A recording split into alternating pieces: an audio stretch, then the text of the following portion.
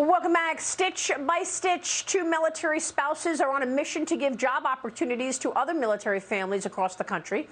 Inspired by Rosie the Riveter, Lisa Bradley and her friend founded the handbag company Riveter 10 years ago in an attic with a single sewing machine. Lisa Bradley joins me right now. Lisa, great to have you. Thanks very much for being here. Congratulations. Yes, how has this company grown in the last decade? Tell us how you did it. Well, as two young military spouses, we didn't know what it was going to be like to be part of this lifestyle.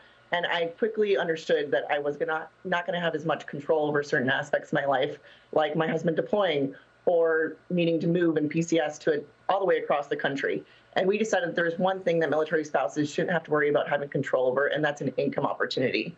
So 10 years ago in an attic, we launched a business model to be able to have military spouses make the parts and pieces from home, no matter how many times the military moved us.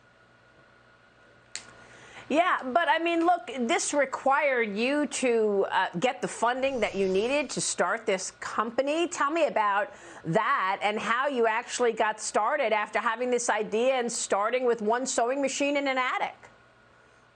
Right, we actually put $2,100 down on each of us on a credit card, and that was able to afford the sewing machine that Rosie the Riveter probably used.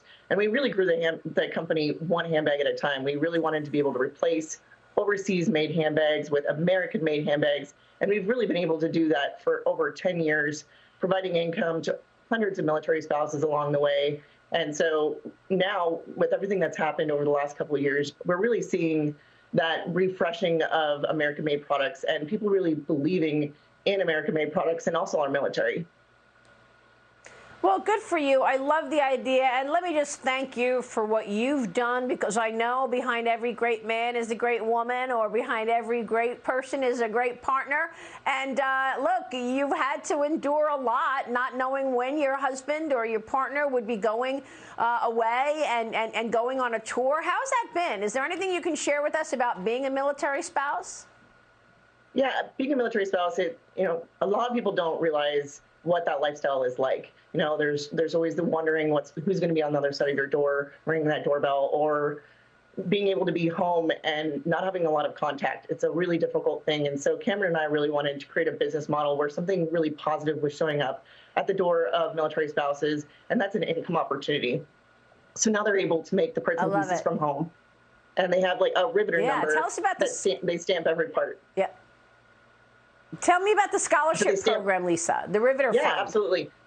So the Riveter Fund is an annual program that we put on, and we are really inspired by our own journey and how difficult it is to finance a company. So now we're able to give two $2,100 Riveter Fund scholarships to military spouses who are starting their own business. And so this week we're actually announcing the winners. Terrific. We'll be watching. Lisa, great to have you. Thanks very much for being here.